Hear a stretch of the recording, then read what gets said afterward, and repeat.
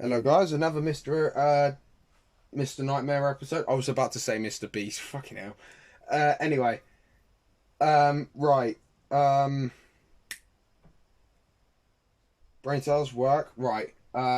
What you're about to hear about Diary. Or diary or journal entries Yeah. left behind with disturbing backstories. But before we get into that, I want to talk about Raycon, the sponsor. That is the stupidest fucking sponsor placement ever. Yes, I'm about to tell you about a scenario where somebody almost died. Let's go to our sponsor, Raycon. I was about to say fucking Raid Shadow Legends. Okay, Mr. Nightmare. I'm trying to be scared, not have a fucking giggle. Right.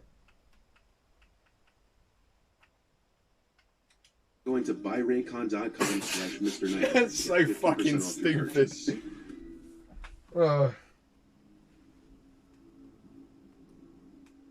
It was a typical Wednesday night at home for 9-year-old Elizabeth Olton and her family when there was a knock at the door. And it was 6-year-old Emma Bustamante who lived across the woods looking for Elizabeth to come play. It was October 21st, 2009, and the sun would set at 6:30 p.m. Elizabeth's mother knew she'd be back on time for dinner because she was deathly afraid of the dark, and the woods that separate their homes turn into a scary place for little kids at night. But at 6 o'clock, Elizabeth hadn't made it home. Immediately, Elizabeth's mom calls her neighbors home. They tell her Elizabeth is not there. Elizabeth had her cell phone with her, yet she hadn't been answering any of her mom's nonstop calls, which was a huge red flag. It was later found out that when Elizabeth left Emma and started her journey out of the woods home, she was allegedly diverted by Emma's half-sister Alyssa, who called Elizabeth on her cell phone and redirected her back to Alyssa's house. Alyssa then led Elizabeth into the woods, and since Elizabeth was afraid of the dark and knew who Alyssa was, she likely trusted the 15-year-old. But Elizabeth couldn't have anticipated what was going to happen. Alyssa brutally killed the little girl, slashing her on the neck and arms, then being fatally stabbed. Police would investigate Alyssa's room and made many crude findings. The walls were covered with bizarre writings, some in pen, while others, it appeared, were in blood. In one corner of the room, there was a poem about cutting, and in another corner of the room were crude sketches of people harming themselves. But the most disturbing finding in the room was Alyssa's diary, specifically her most recent diary entry. No! It had been scribbled over with blue pen, but investigators would later use a blue light to finally reveal her last entry on the day Elizabeth disappeared. And it read, Police technology. You don't fail to find info. Although the security cameras have like 144p. So, I mean, I know it's a long time recording, but I still feel like they should be able to find a way to have like maximum settings for recording said scenarios. But also, I don't know. But yeah. Fuck you, bitch, for trying to hide the truth. We have found it! I just fucking killed someone. I strangled them and slit their throat and stabbed them. Now they're dead. I don't know how to feel at the moment. It was amazing. As soon as you get over the, oh my god, I can't do this feeling, it's pretty enjoyable.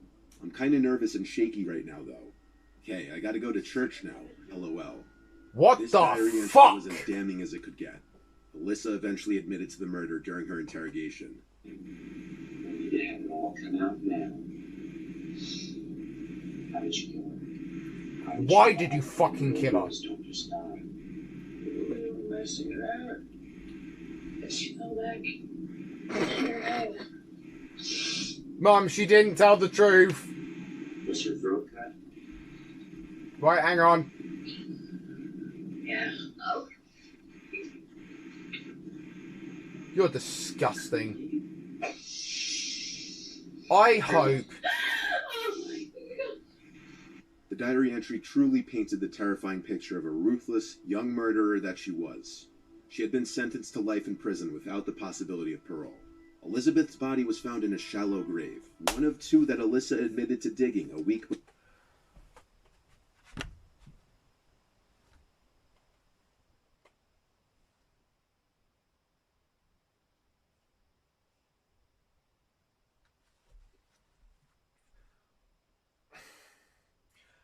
I hope you rot in hell, deep throat a cactus, and get stabbed in the ass with a fucking flamethrower. Satanic ritualistic fuck.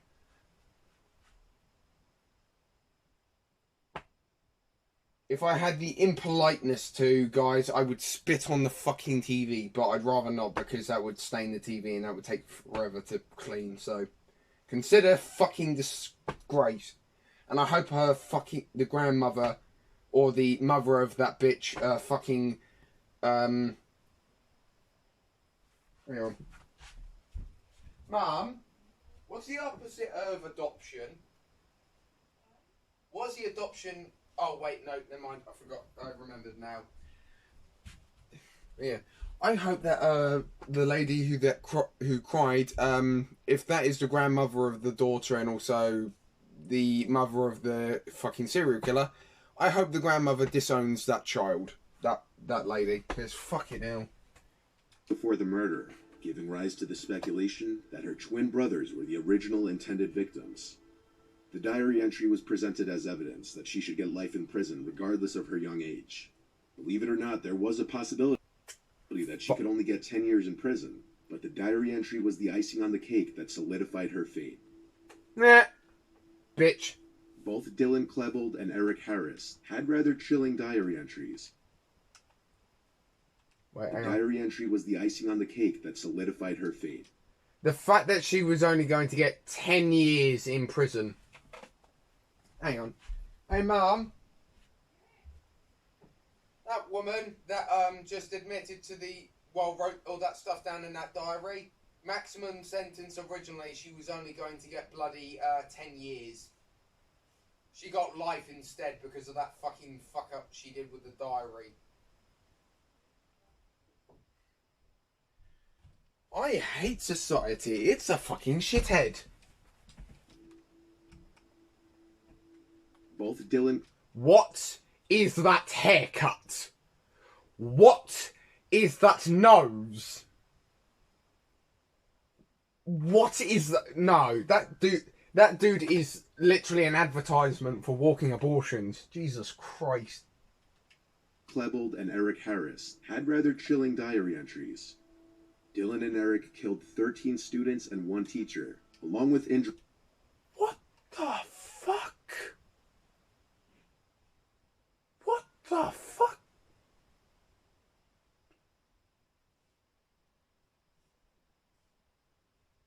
Racist. Okay, so they're Chinese, no, they're Asian racists and racists. Lovely. What the fuck? During another 20, the two's diary entries provided the world with a glimpse into their minds before committing a mass murder.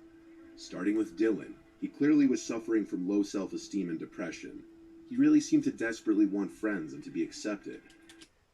So I want friends because I'm depressed and I have low self-esteem. Murders not yeesh. But his peers refused to accept him. Dylan was big into writing actually, and he had many diary or journal entries. One of his final entries, though, was a brief outline of his plan on the day of the shooting, even revealing what he... Okay, so they're American school shooters. Right. Okay. planned to wear during it. Walk in, set bombs at 11:09 for 11... Scratch that, guys. School shooters / terrorists. And some people think that fucking Muslims are terrorists. Nope, it's white American men for some reason. 17, leave, set car bombs, drive to Clementi Park. Okay, you're fucking terrorists. We get it. Jesus Christ. Gear up, get back by 11:15. Park cars, set bombs for 11:18. Get out, go to Outside Hill, wait. This was clearly an outline for the schedule he had for the day of the attack. Eric Harris's motivations were not much different at all from Dylan's. There were rants on old online forums from Eric from as far back as 1996. He would go off online about everything he felt was unfair in this world, about how he had never been accepted and how he just wanted to fit in. He would sprinkle in some dark song lyrics into his rants occasionally. Eric had drawings of the school and plans for their massacre in his diary, and drawings of guns were found all over his diary. The final entry, though, is rather upsetting and truly shows where Eric's motivation came from. I hate you people for leaving me out of so many things. And no, don't effing say, well, that's your fault, because it isn't. You people had my phone number, and I asked and all, but no. No, no, no. Don't let the weird-looking Eric kid come along. Eric also removed any possible blame on his family, music, or video games for his actions, and he took sole responsibility for what he was soon going to do. The diaries of both Dylan and Eric show how they felt unwanted and displaced in the world. They also show the negative effects that loneliness, social rejection, and untreated mental illness can lead to.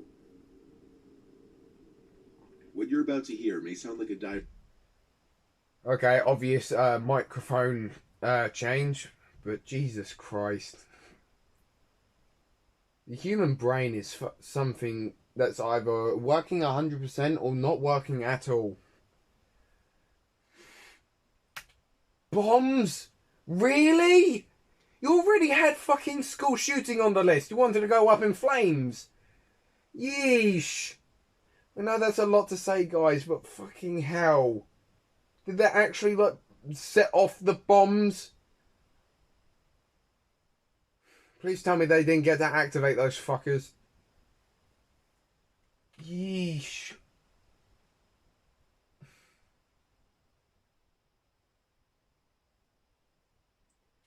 Yeesh. Entry written by Charles Manson or some other serial killer. It actually appeared in a diary kept by a young girl named Pearl Moen. I stabbed an innocent woman to death earlier today. Technically yesterday, since it's 1 a.m. It was absolutely fantastic. Murder gives me a high unlike any other. It feels like this crisp unreality, flashing and sparkling. Adrenaline and shock, fight or flight mode. How do I even go about describing it? The whole thing was unreal. I'm so proud of myself. I stabbed her like 20... She has mental issues. So many.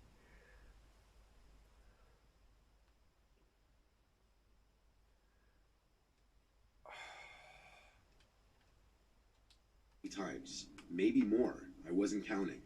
She screamed and grabbed at me, saying, "What the fuck? Help, leave." For now, I should explain why. Other than the fact that I'm a homicidal psychopath, I have a deep hatred towards people right now. Yesterday I lost my other gold ring I've worn all my life on a chain around my neck, as it was ripped off by a girl I was murdering. Fate is weird. She was mistaken about one thing though. The woman she stabbed did not die. Pearl Moen was 17 years old when she attacked a random nurse and stabbed her 21 times. Ha! Fucking suck it, you psycho! Suck it! Utter bitch. Fucking fly. A complete stranger to her, mind you. Pearl had been hiding behind the bushes in a park where the victim and her date were wrapping up their evening. When the woman's date left to use the bathroom, Pearl attacked, eventually leaving the woman she thought was dead. She then took to her diary to write about how thrilling and fun the experience was for her. While her victim survived the horrific attack, Pearl remained on the run for 3 months before law enforcement finally caught up with her after a neighborhood association handed out flyers with a sketch of Pearl, and eventually Pearl's own mother would call the police and report that she believed her daughter matched the description of the suspect seen in the flyers. When her bedroom was searched and officers found her diary, there was no question that it was she who committed the brutal and vicious attack. Pearl's victim told her in court that she was glad she stabbed her rather than a child, an elderly person, or someone who could not defend themselves. The victim said she was able to save herself because of her medical training. True. The teenager described herself as a homicidal maniac in her diary, and she definitely proved that to be true. Pearl took a plea deal and is currently serving a 15-year sentence for attempted murder. Fuck off. She needs fucking... 2018. And America wonders why they hate themselves. That is a literal epitome. She needs mental assistance, not fucking... Okay, I'm saying she deserves to rot in prison. No doubt there. Get her fucking medical assistance, because that is not right. You do not give her fucking 15 years. Yeesh.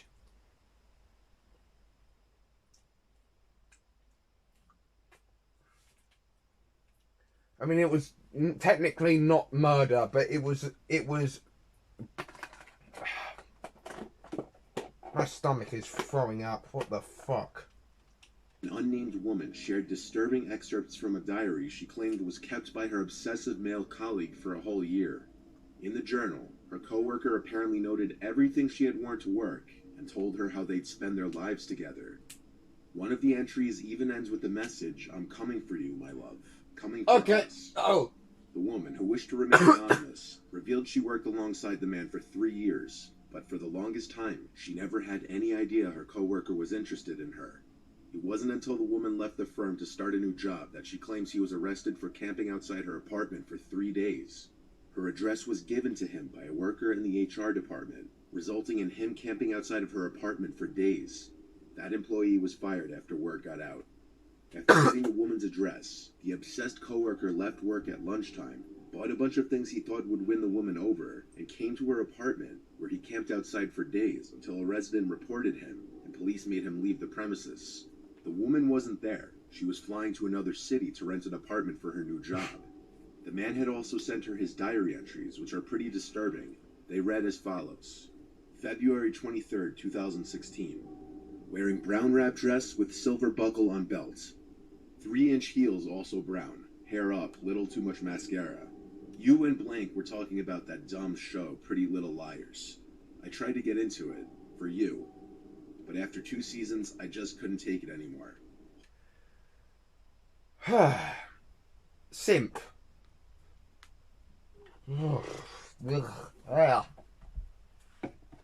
Yeah. That is the epitome of a fucking mental simp. Holy moly, it is some vapid crap. Yeah. When we are together, I will introduce you to amazing TV and movies. I know you won't mind staying home to raise our... I saw Mad Men, okay.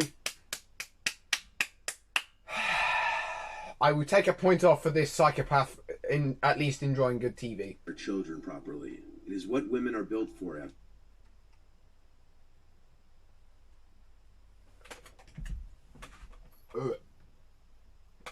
He's also sexist. Okay, hang on. Stomach. Work with me here.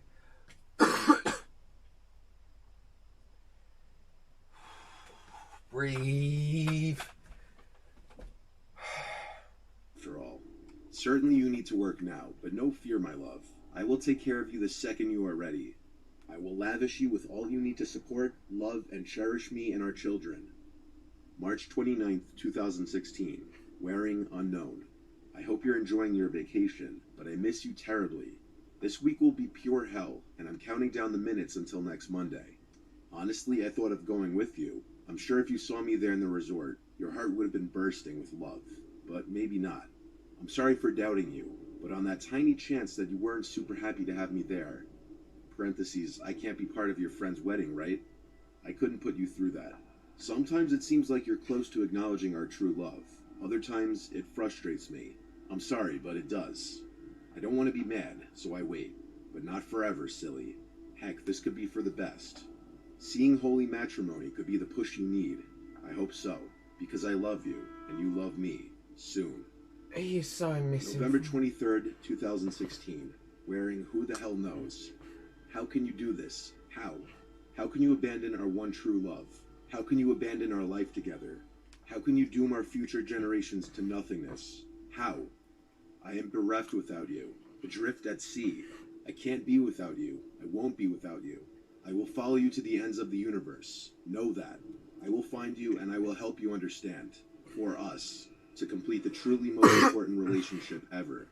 I see I need to take control. I wanted to wait for you, but I see that like other women, you need your man to take charge. No more. You are a sexist piece of shit. I will actually slap you. I will Will Smith to Chris Rock you. More waiting. I will show you what you have been too blind to see with your own eyes. What has been sitting patiently, listening, watching, documenting you for posterity. After she...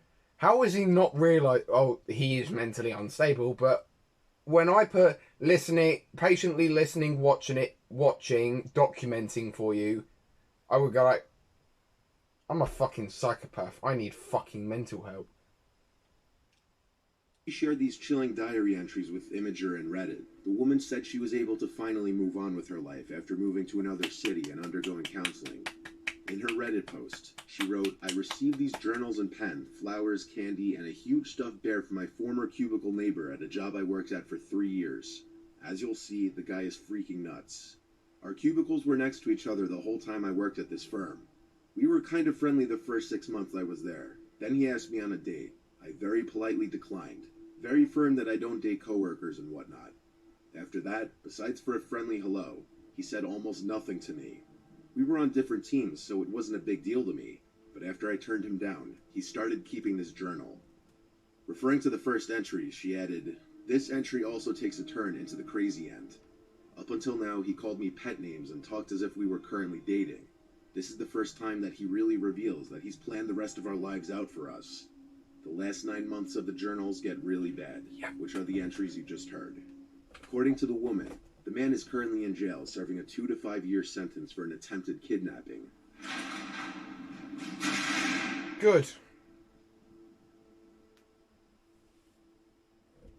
Well,